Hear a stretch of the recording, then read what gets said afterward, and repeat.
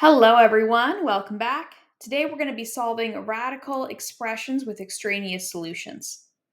So, for this one, at the end of solving, we always must check for extraneous solutions. Anytime that we raised both sides of the equation to the same exponent, it's possible that we could get solutions that are not actually going to work with the original expression. And so it's important that we check every solution that we get to see which ones are actual genuine solutions versus which ones are extraneous solutions. So let's start with this first one here. We have the square root of x minus 3 equals to x minus 5. So first thing I'm going to do here is I'm going to raise both of these sides to the power of 2. And because I'm doing that, because I'm raising both sides to the same power, that is why I must check for extraneous solutions at the end. Okay, so let's do that. Actually, I'm going to keep the question as it is, and we'll write that on the next line here. Square root of x minus 3 squared is equal to x minus 5 squared. Now I'm going to cancel this square root with the square and get x minus 3 on the left. And on the right, I'm going to expand the x minus 5 squared to get x squared minus 10x plus 25. Then I'm going to subtract x and add 3 to both sides. So then I'm going to get 0 is equal to x squared minus 11x plus 28. And now I have two options. I could either try to factor this by inspection perhaps, or use the quadratic formula to fully solve. Now in this case, I actually see right away how we would factor this. The numbers we would use are -4 and -7, because -4 times -7 is positive 28, and -4 plus -7 is -11. So I'm just going to go with that. And so that means our solutions are x equals 4 and x equals to 7. Now that said, it's possible that there could be, that one or both of these could be extraneous solutions. And so I'm going to check both in our original equation. So first I'm going to check x equals to 4.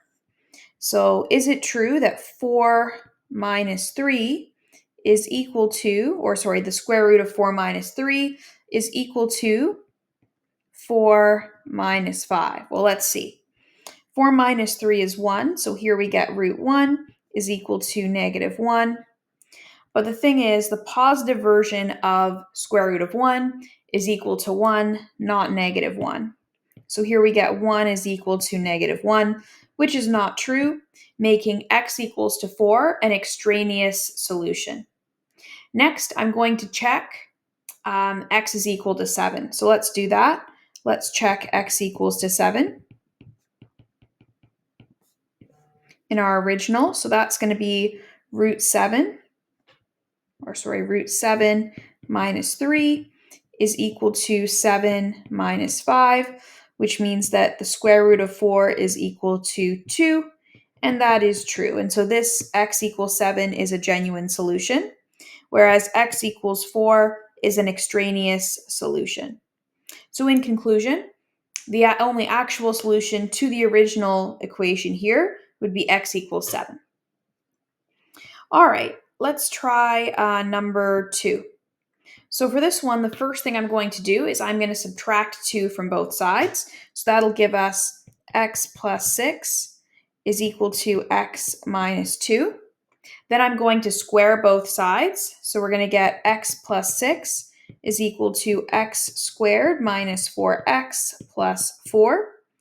Then I'm going to get everything on the right. So then I'm going to get 0 equals x squared minus 5x minus 2. And then I'm going to solve using the quadratic formula because we're not really going to be able to factor this in a nice way.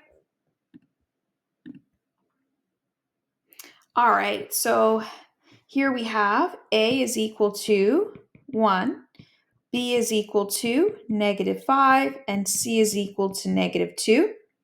So the quadratic formula is -b plus or minus the square root of b squared minus 4ac all over 2a, which is equal to 5 plus or minus the square root of 25 plus 8 over 2, which is equal to 5 plus or minus the square root of 33 over 2. So again, we have two solutions here, 5 plus root 33 over 2 and 5 minus root 33 over 2. And there's a chance one or both could be potentially extraneous solutions. Now, when it comes to something irrational like this, we have to do some sort of a decimal approximation in order to be able to plug it back in and have it not be too complex. So if I am going to grab my calculator and I'm going to type in 5 plus the square root of 33 equals, and then divide by 2. And so the plus version, 5 plus the square root of 33 over 2 is approximately equal to 5.37. I'm just going to round to 2 decimal places. And furthermore, 5 minus the square root of 33 over 2 is approximately equal to, well, let's see, 5 minus root 33, I'm typing that in my calculator, equals, divide by 2 equals, negative 0.37. And so these are the values I'm going to check. And if we get something very, very close, we know that we did approximate here, and so that is probably okay. Okay, so let's do that. So let's start with checking the 5.37.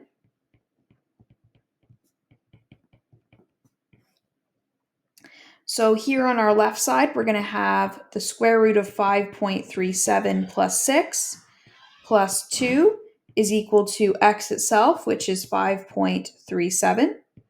So then I'm going to calculate this further. That's going to be 11.37 plus 2.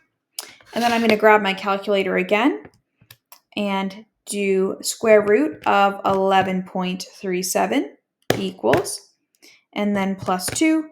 And I do get 5.37. And so what does that tell me?